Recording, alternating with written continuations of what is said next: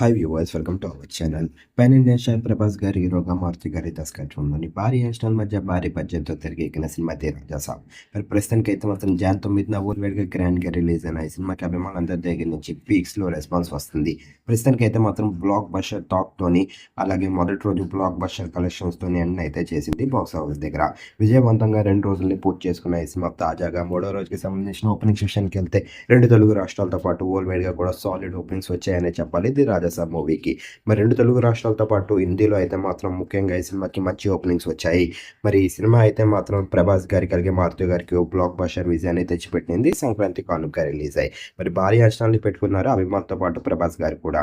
మరి ప్రస్తుతానికైతే దాని తగిన ఫలితం లభించింది. మరి సినిమా కనుక మీరు చూసినట్లయితే సినిమా ఎలాగుంది, ఈ సినిమా ప్రభాస్ గారికి అలాగే మారుతి గారికి ఎలాంటి విజయాన్ని ఇచ్చిందని మీరు అనుకుంటున్నారు? కింద కనిపిస్తున్న కామెంట్ బాక్స్లో కామెంట్ చేయండి. ఈ వీడియో కనుక మీకు నచ్చినట్లయితే లైక్ చేయండి, షేర్ చేయండి.